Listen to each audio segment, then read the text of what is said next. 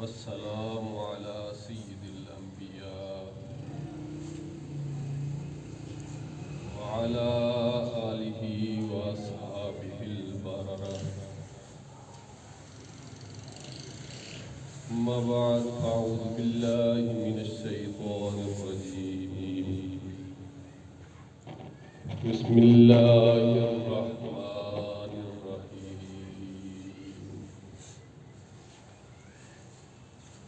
وإذ قلتم يا موسى لن نصبر على طعام واحد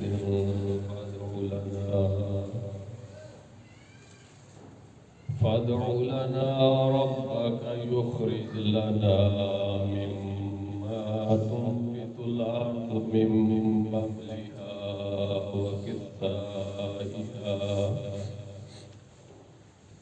وقثائها وفومها وعدسها وبصلها.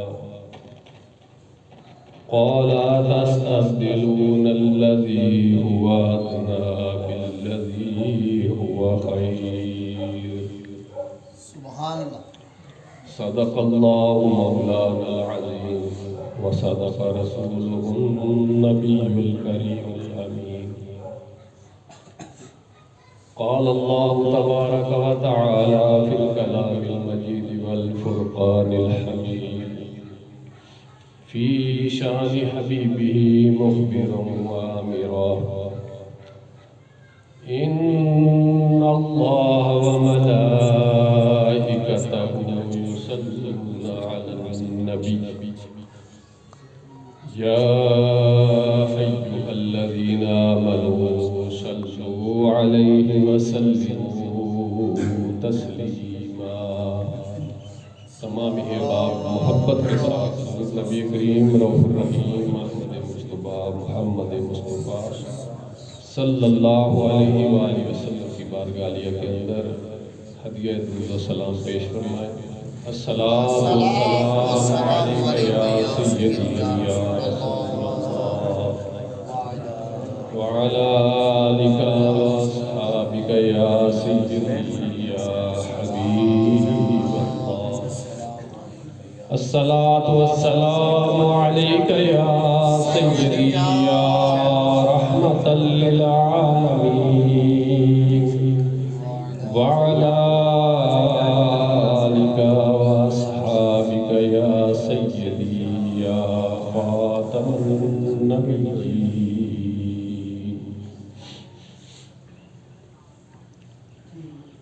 بدلے گا زمانہ لاکھ مگر قرآن نہ بدلا جائے گا. قول محمد قول خدا فرمان نہ بدلا جائے گا. بلغ العلا بکمالہ کشف الدجا بجمالہ حسنت جمیع خصالہ. صلوا علیہ وآلہ وأصحابہ وسلموا تسلیما کثیرا کثیرا.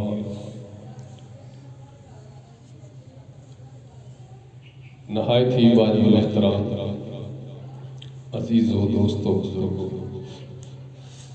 اللہ رب العزت نے آج ہمیں پھر ایک بار یہ سعادت نصیب فرمائی، یہ موقع نصیب فرمایا کہ اس مجلس میں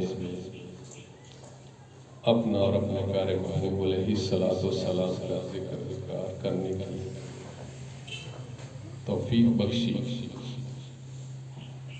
اللہ رب العزت سے یہ التجا ہے، دعا ہے کہ اللہ ہماری اس حاضری کو اپنی بارگاہ عالیہ کے اندر قبول و منظور فرمائے.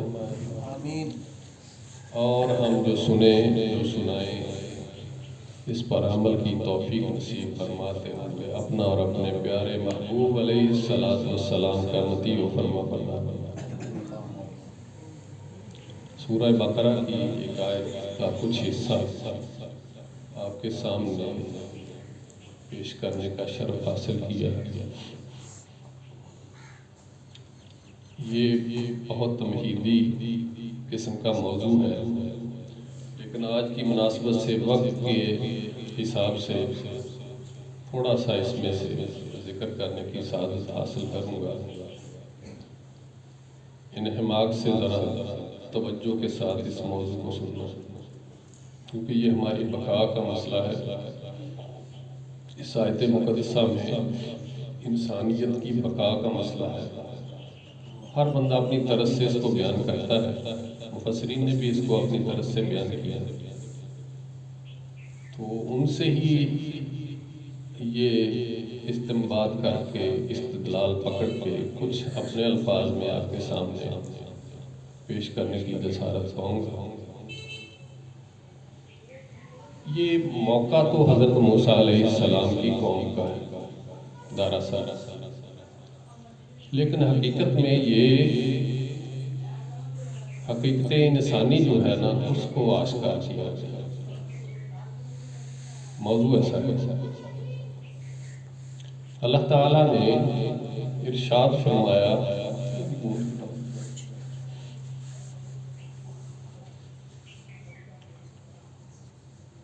واقعہ وہ بیان ہوا بنی اسرائیل کے ساتھ، یعنی اس کا آگے پیچھے کا ربط اگر دیکھیں گے تو یہ بنی اسرائیل سے تخاطب ہے اصل میں، لیکن بنی اسرائیل جو ہے وہ تو بہت لمبا عرصہ ان کا ہے۔ اس عالم کائنات میں بنی اسرائیل کا وجود حضرت اسحاق علیہ السلام سے لے کے حضرت عیسیٰ علیہ السلام تک، اور ان میں ہزاروں انبیاء گزر گئے۔ اس وقت تھوڑے تھوڑے خطوں کے حساب سے بھی انبیاء آئے، خاص مقصد کے لیے بھی انبیاء تشریف لائے، ایک ایک موضوع کے لیے بھی نبی اللہ تعالیٰ نے اس دنیا میں بھیجے، اپنا پیغام دے کر، اپنے پیغمبر بنا کر۔ تو سرکش قوم نے ہمیشہ حکم عدولی کی، ان انبیاء کے ساتھ انہوں نے ناروا سلوک کیا۔ اگر اس موضوع کو میں نے پہلے کہا کہ اگر بیان کرنا چاہے تو پھر یہ دن رات کا مسئلہ ہے، پھر اس میں وہ سارے پہلو اور انبیاء کے جو کردار تھے کائنات میں، ان کا اس قوم نے کیسے کیسے رد کیا، اور وہ پھر اس کا شاخسانہ بہت سارے لوگ ہم جانتے بھی ہیں۔ اس کو صرف اپنے طرز سے بیان کرنا ہی مقصد ہوتا ہے۔ زیادہ تر ہم میں سے جنہوں نے ماشاءاللہ کوئی میٹرک یا اس سے زیادہ کوئی تعلیم لی، تو یہ ہماری اسلامیات کے موضوع میں چھوٹا چھوٹا موضوع کہیں نہ کہیں ذکر ہوتا ہے۔ اب تو ماشاءاللہ یہ ترجمۃ القرآن کے حوالے سے اگر دیکھیں ایک اچھا قدم تھا، بہرحال اب وہ تھوڑا پھر پیچھے ہوتا جا رہا ہے، تو اس میں یہ باخبری جو ہے وہ ہو رہی تھی بچوں میں۔ تو پھر اس موضوع کو اگر آج کے دور میں لے کے چلنا چاہیں تو پھر کیسے ہوگا؟ یہ میرا جو یہاں مطمع نظر ہے وہ یہ ہے دراصل کہ اس قوم کے ساتھ اللہ نے کتنی نوازشیں کی ہیں، ان پر کتنی اپنی انعامات جو ہیں ان کی بارشیں کی ہیں۔ اب اس کا جو اللہ تو صلہ نہیں مانگتا کسی سے، اللہ تو کسی قسم کا ریوارڈ نہیں چاہتا، وہ ہمارے حق میں ہی سب کچھ کرتا ہے، اس کے لیے ثواب اور گناہ کوئی اہمیت نہیں رکھتا، کوئی نیکی بدی کا تصور نہیں۔ اگر یہ سب کچھ ہے تو اس نے اپنی مخلوق کے ساتھ ہی لگایا اور ذریعہ بنایا اس کی بخشش کا یا اس کے عطا کا۔ چاہے تو وہ صحیح راستہ اختیار کر لے تو اللہ تعالیٰ اس کو پسند فرمائے گا، بخش دے گا، اسی قدر و منزل جو ہے اس میں اضافہ ہوگا۔ اگر نہیں اپنائے گا تو پھر وہ جانے اور اس کا کام۔ تو اللہ نے جزا اور سزا کا ہمیں وہ بالکل بتا دیا کہ یہ کرو گے تو یہ جزا ہے، وہ کرو گے تو یہ سزا ہے۔ ہم پر ہی یہ منحصر ہے کہ ہم اس کو کیسے لے کے چلیں گے۔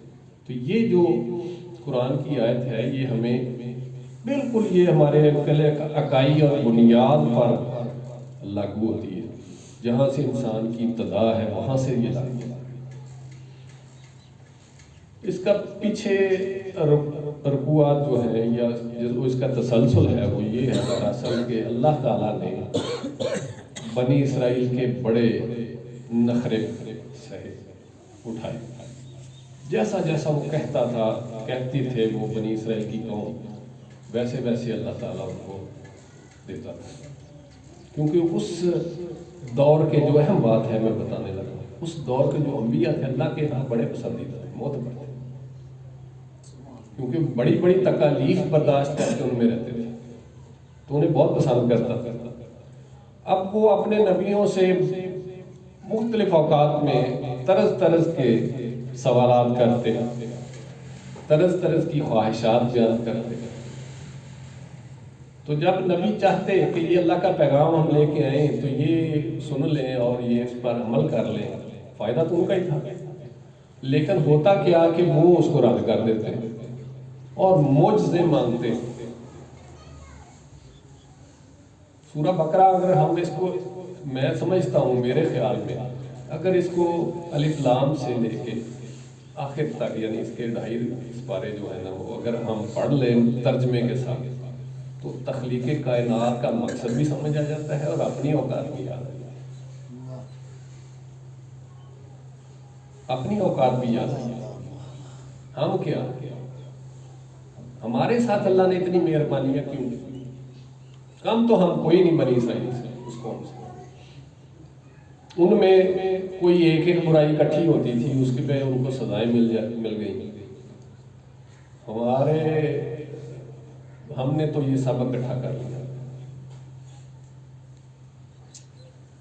یعنی ہر معاملے میں جیسے یہ امتوں میں سردار امت ہوگی نیکی کے اعتبار سے اور برائی کے اعتبار سے بھی یہ سردار ہے، ساری برائیاں اکٹھی ہوگی۔ تو یہاں یہ موضوع آپ تھوڑے سے ٹائم میں، ٹائم بہت زیادہ ہے، تھوڑے سے ٹائم میں یہ چند نقطے میں صرف آپ کے سامنے گوش گزار کروں گا۔ تو اللہ رب العزت ہمیں توفیق بخشے کہ ہم اس کو سمجھیں اور اس پر عمل کریں۔ جب موسیٰ علیہ السلام سے اس کی قوم نے کہا کہ یہ جو تم نے ایک کھانا لے کے دیا نا، میں پیچھے جو ذکر میں کر رہا تھا کہ من و سلوہ کی بات یوم سبت کے اعتبار سے ہے کہ وہ جب وہ عبادت نہیں کرتے تھے تو اب پوچھا گیا کہ کیوں نہیں عبادت کرتے؟ کہتے جی ہم مشقت میں پڑے رہتے ہیں، جو آج کا دور ہے ہم مشقت میں پڑے رہتے ہیں، ہمیں روٹی روزی سے فراغت ہی نہیں ہوتی، تو اب کیا کریں، ہم کیسے یہ اللہ کی عبادت کریں؟ تو اللہ تعالیٰ نے ارشاد فرمایا کہ ان کو کہو کہ اپنے گھر صاف کرو۔ تو وہ گھر صاف کرتے، اللہ تعالیٰ ان کے اوپر وہ من و سلوہ نازل فرماتا، یہ جنتی کھانا۔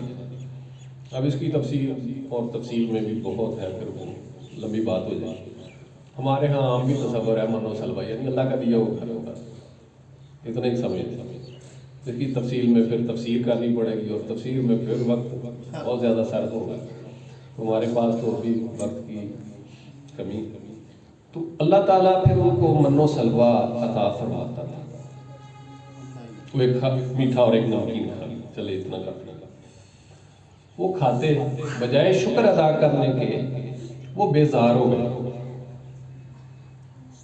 وہ کہنے لگے کہ یہ کیا ایک ہی طرح کا ہم صبح و شام کھانا کھاتے، یہ کیا چیز ہے؟ دوڑنا انہوں نے پھر عبادت سے تھا، اللہ کی بندگی سے دوڑنا تھا، انہوں نے جواز بنا لیا کہ یہ کیا ہے، یہ تو کچھ نہیں ہے، یہ جو پہلے والا مرحلہ تھا وہ دوبارہ انہوں نے مانگنا شروع کیا۔ اس آیت مقدسہ میں، ان آیات مقدسہ میں اللہ تعالیٰ سے وہ گویا ہوئے، حضرت موسیٰ علیہ السلام کی قوم نے جب مانگا کہ ہم ایک ایک کھانا کھا کے نا ایک طرح کا ہم اکتا گئے، طعام واحد، ایک کھانا جو ہے وہ ہمیں نہیں تسکین نہیں دیتا. تو پھر کیا کریں کہ اللہ تعالیٰ ہمیں زمین میں سے کچھ نکالنے کی قوت شکر دے دے. جو زمین ہے اس میں سے وہ نکالنے کی شکر دے دے، تو پھر ہم اس میں سے ساگ نکالیں، ککڑی نکالیں، سبزیات جسے کہتے ہیں، اس میں سے ہم مسور مسر جو عام ہم کھاتے ہیں وہ نکالیں، اس میں سے پیاز نکالیں، لہسن نکالیں. یعنی وہ طرز طرز کے کھانوں کی فرمائش کر بیٹھے. تو جو اصل اس آیت کا مقصد اللہ تعالیٰ ارشاد فرماتا ہے،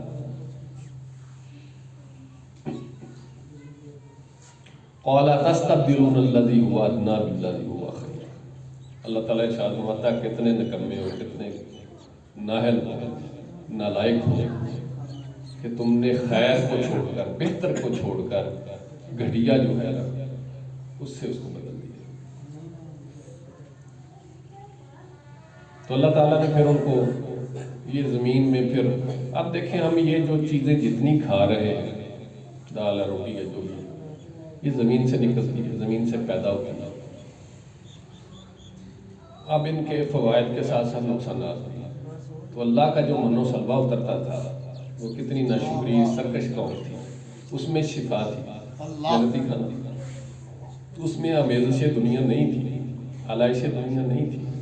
اب کیا ہوا، انہوں نے زمین میں طریقے دریافت ہو گئے، حال چلائے، زمین کا سینہ پھاڑا، اس کا قلب چیرا، اس میں اپنی طرز کے، اپنی مرضی کے بیج پیدا ہو گئے، وہ ڈال دیے، ان میں سے فصلیں بڑے خوش ہوتے دیکھ دیکھ کے. دیکھا نا ہم نے محنت کی، دیکھا نا ہم نے محنت کی. بدبخت ہو، اللہ تعالیٰ تمہیں بغیر محنت کے عطا کر رہا تھا تو اپنے ذمہ لے لیا. اب نقصان جو ہے ان اشیاء کا، وہ انسان کی اس سرکشی کا بالکل بدلہ ملا. اس جرم کا اللہ نے بدلہ دیا جنہوں نے ناشکری کی ہے کہ ہم انہی چیزوں کو جو ہم اپنے ہاتھوں سے اگاتے ہیں ان کو جب کھاتے ہیں تو بیمار ہو جاتے ہیں. یہی ہمارے لیے کسی نہ کسی مسئلے کا سبب ہوتا ہے. فوائد لکھنے میں ایک چیز کے فوائد بڑے لکھے جاتے ہیں، لیکن ساتھ میں اس کا ایک نقصان بھی بتایا جاتا ہے کہ اگر اس کو اتنا کھاؤ گے، اس مقدار میں کھاؤ گے، اس طرح کھاؤ گے تو فائدہ ورنہ نقصان ہوگا. تو انسانی جبلت میں ہے، یہ انسانی فطرت میں ہے یہ چیز کہ بندہ ناشکرا ہے اور بے صبرا ہے. تو کبھی بھی شاید جس بندے سے بات کریں یار یہ اتنا میں بیمار ہوں، تو کہا جائے کہ یہ کھانے سے بیمار ہو جاؤ گے، نہیں ہو بیمار. تو وہ جب تک وہ بیمار نہیں پڑتا اس وقت تک اس کو چھوڑتا نہیں. تو آج کے ہمارے اس موضوع میں یہ بات دراصل ہمیں ایک تنبیہ کے طور پر، لیکن ایک نصیحت کے طور پر ہم نے اپنے ذہن میں رکھنی کہ جو ہم نے زمین سے خود اپنے ہاتھوں سے اگائی ہیں ان کو اتنا ہی استعمال کیا جائے جتنی ہماری کمر سیدھی ہو جائے. بے جا بے درے استعمالات جو ہے نا وہ ہمیشہ نقصان دیتے ہیں. کسی چیز میں بھی زیادتی، حتیٰ کہ عبادت میں بھی زیادتی آپ کو کہیں نہ کہیں مشکل بنا دیتی ہے. ہر چیز کو اس کے سطح کے اعتبار سے، اس کے استعمال میں فائدے نقصان کو مد نظر رکھتے ہوئے جب ہم استعمال کرتے ہیں پھر وہ چیز ہمیں فائدہ دیتی ہے ورنہ نقصان. اس کی فطرت میں، اس کی بنیاد میں ہی نقصان ہے. کیونکہ یہ ایک تصور اس کا یہ ہے کہ ہم نے اللہ کی عطا کو رد کر دیا، تب یہ ادنا ہے، گھٹیا ہے. اللہ کی عطا کو رد کیا. اب ہم سے مراد وہی ہیں لیکن ہم اس کے پیروکار ہیں. ہم نے اس کو کبھی بھی اس سطح پر نہیں دیکھا. یہ انفیریئر کوالٹی ہے، یہ بہت گھٹیا چیز ہے جو زمین سے نکل رہی ہے. اور زمین کے متعلق بھی سارا کچھ تصور ہے نا کہ یہ ہمارے پاؤں کے نیچے ہے، اس پر گٹر نالی کا پانی گزرتا ہے. گو ہمارے لیے یہ اللہ کی بڑی عطا ہے سرکار کے قدموں کے صدقے۔ میرے دوستو، یہ اللہ نے ہم پر اتنا کرم کیا ہے کہ دن رات ہمارا جو سر ہے وہ اگر سجدے میں رہے ہم شکر ہی نہیں ادا کرتے، اس کا بدل ہی نہیں، حالانکہ وہ بدل کا تقاضا ہی نہیں کرتا ہم سے، وہ تو ہمارے لیے سب کچھ کر رہا ہے۔ تو لہٰذا ہم اس کو اس پہلو میں دیکھیں گے کہ یہ جو ہمارے ہمیں ایک گھٹیا چیز دی ہے وہ اللہ کی نعمتیں ہی ہیں، انعامات ہی ہیں یہ، کہ وہ اس زمین میں سے ایسی طرز طرز کی چیزیں ہمیں نکال کے دے طرز طرز کی۔ اب یہ ایک اور بھی تصور ذہن میں ہو سکتا ہے کہ انبیاء نے بھی تو یہی چیزیں کھائی تھی، انہوں نے گٹھیا کیوں کھائی؟ وہ اس لیے گٹھیا انہوں نے کھائی ضرور ہے، لیکن ان کی مقدار کا معاملہ آج بھی ہمارے فلسفے میں موجود ہے کہ کل جہاں ملک اور جو کی روٹی غذا، اس شکم کی کنار پہ لاکھوں سلام۔ کیا خوب اس کا کہہ لیں کہ آگا پیچھا سوچ کے کیا خوب تذکرہ ہوا کہ سرکار دو عالم صلی اللہ علیہ وآلہ وسلم کی ذات بابرکات 63 برس اس ظاہری دنیا میں تشریف فرما رہے ہیں۔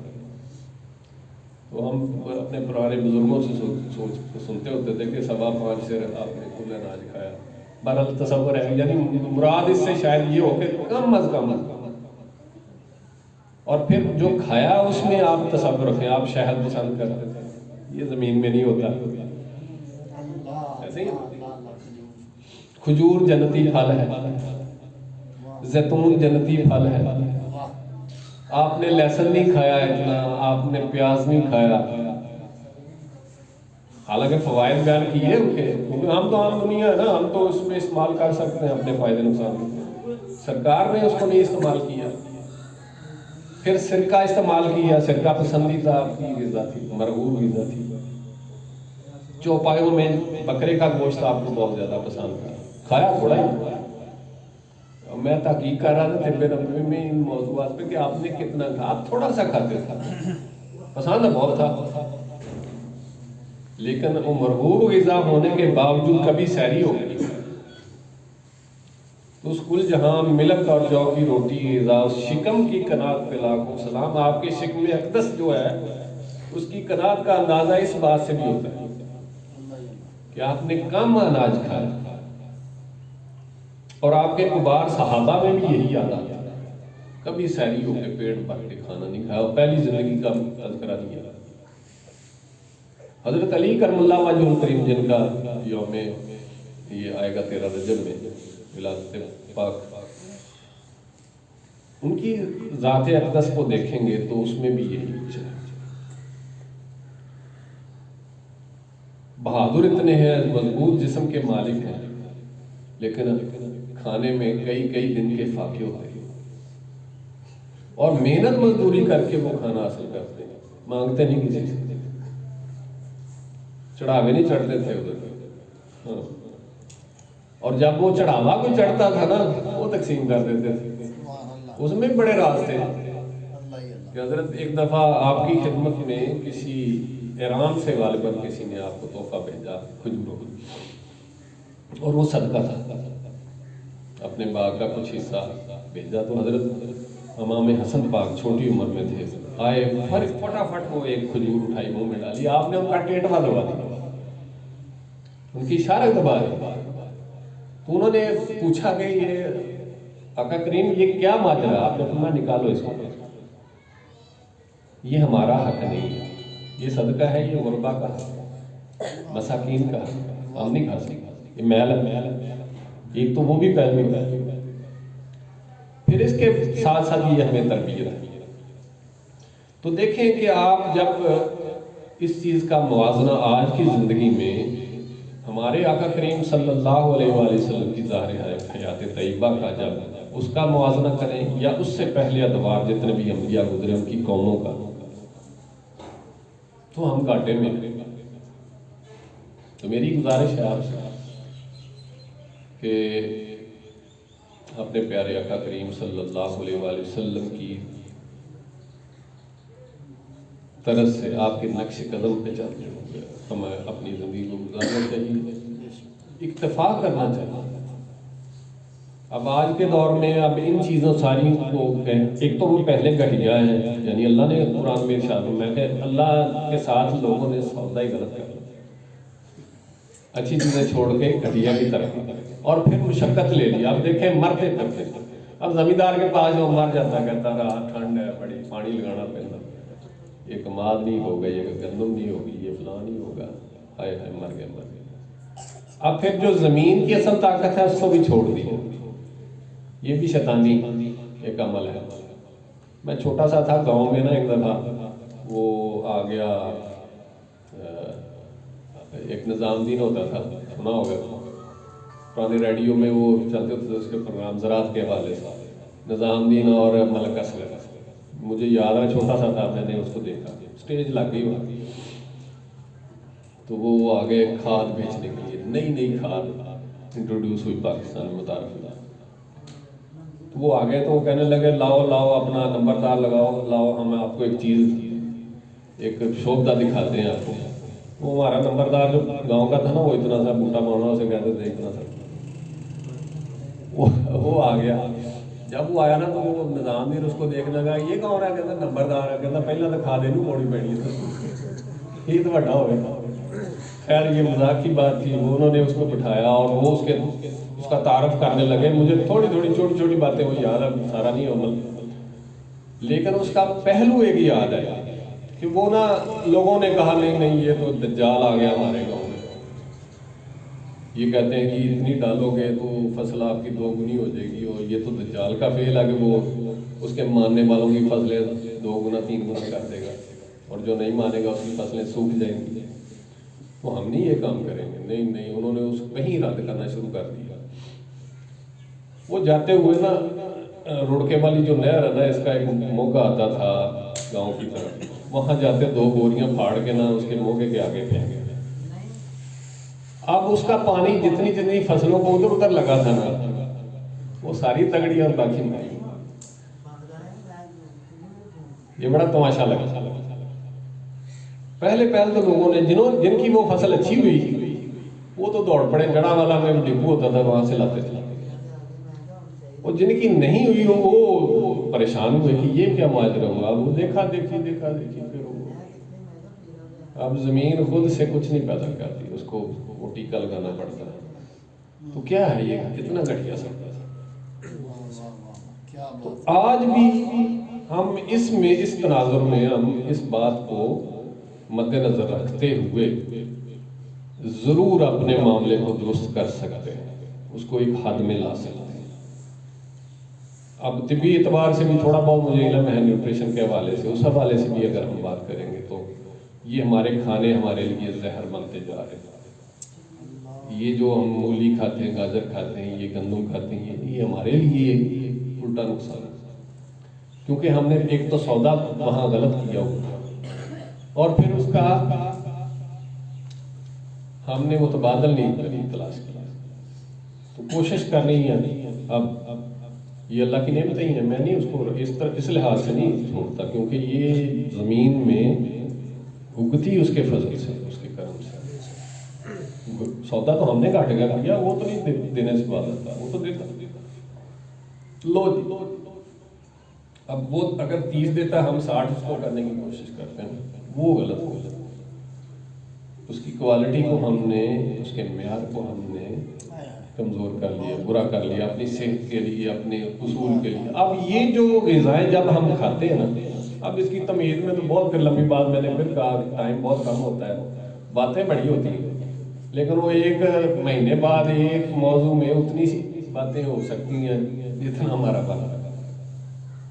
اس کے لیے ایک لمبی نشست کی ضرورت بھی ہے، کیونکہ آج کل میڈیا میں بھی بہت کچھ یہ لوگ اپنا چورن بیچ رہے ہیں ان کے حوالے سے، لیکن وہ اس کا بہت سارے لوگ ایسے ڈاکٹرز حضرات بھی میں نے دیکھے، وہ یہ نہ کھائیں، وہ نہ کھائیں، سموسہ نہ کھائیں، یہ تیل نہ کھائیں، وہ تیل نہ کھائیں۔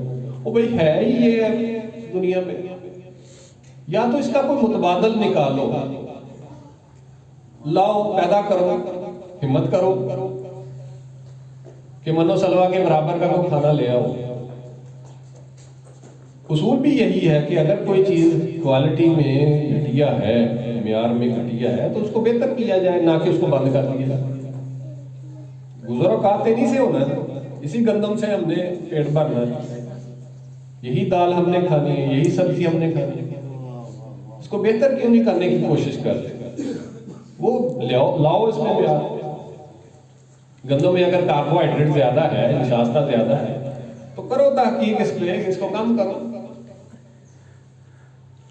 تو پھر اس لحاظ سے ہم نے ٹائم سارا میرا لے لیا ہے، میرا 20 منٹ نہیں ہوئے،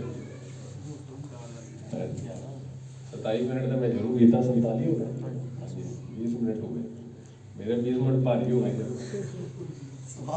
چلے ہم اسی پہ اکتفا کر لیتے ہیں۔ کچھ تو بات شاید ایک نقطہ بھی آپ کے ذہن میں اگر آگے تو میرا مقصد پورا ہو کہ ہم نے جو ہمارے پاس دستیاب ہے اس آیت مقدسہ کے حوالے سے میں نے جو اس کو تلاوت کیا، اس کا 2 پہلو تھے، ایک ادنا اور ایک اچھا۔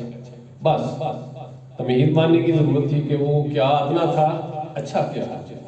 اب اس کو ہم بہتر کر سکتے ہیں کہ اس کے معیار کو جب ہم اپنے کھانے کھاتے ہیں تو اس میں اپنے ذہن میں ایک تصور بنا لیں کہ جو بالکل قدرتی ہے،